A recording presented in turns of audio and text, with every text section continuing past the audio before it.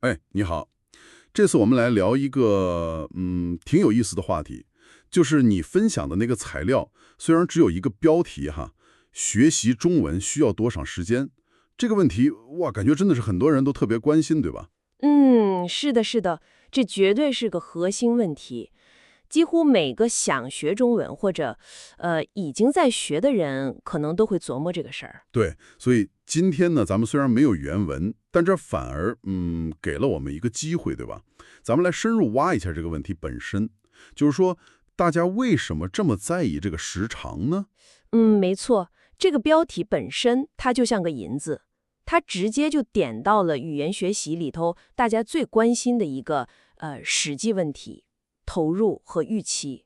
人们问多久，其实是想对未来的付出和可能得到什么有个大概的谱。想心里有个底呢？对，就是一种规划的需求。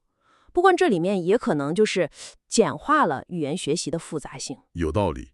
那我们不妨猜一下哈，如果真有这么一篇文章，他会怎么回答这个问题呢？肯定不会给一个标准答案吧？感觉就像问跑马拉松要多久，这完全看个人嘛。哎，这个比喻特别好。对，文章很可能会先分析影响时长的各种因素，比如说，你的母语，如果母语跟中文差别特别大，像英语什么的，那起步肯定挑战大点儿，是吧？嗯嗯，还有就是你每天能拿出多少时间来学，是完全抛在里面学，还是就下班挤半小时？对对，还有学习方法，是找老师系统地学，还是自己随便看看？是的，方法太关键了，这些都是硬性条件，决定进度快慢。嗯，那除了这些客观的，肯定还有主观的因素，对吧？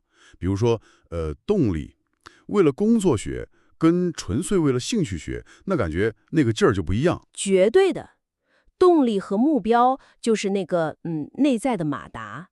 而且其实更核心的一个问题，也经常被忽略，就是你对学会中文到底是怎么定义的？啊，学会这个怎么讲？就是说，对你来说，学会是能点菜问路就行了，还是要能跟人聊天社交，甚至是看懂报纸、看没字幕的电影，还是说你要做商务谈判或者研究古文？哇，这差别可太大了。对呀，这几个目标的时长那真是天差地别。这就点醒我了。与其一直纠结那个说不清的要多久，不如先把自己的目标搞清楚。就好像导航，你得先设好终点，对吧？终点不一样，路线、时间肯定都不一样。正是这个理儿，很多机构或者像那个 HSK 考试，还有欧洲的 CEFR 标准，他们会给一些参考学时，比如说达到某个级别大概需要多少小时，这个可以看一看。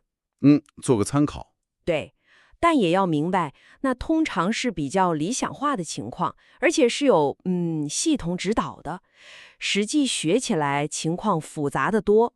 确实，学习过程也不是一条直线往上走的，可能会遇到平台期，卡住不动了。没错，也可能突然哪天就开窍了，进步特别快。所以老盯着那个标准时长，有时候反而给自己增加焦虑。是的，达不到预期，可能还挺挫败的。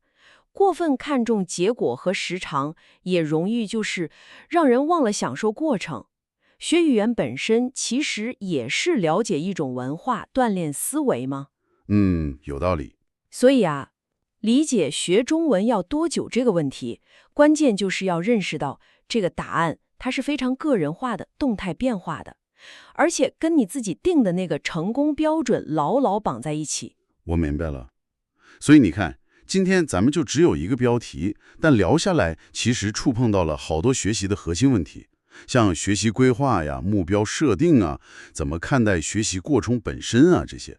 这也提醒大家，就是在你开始或者继续学中文的时候，先想清楚你自己的目标和期望是什么。这可能比找一个标准答案，要重要得多。完全正确。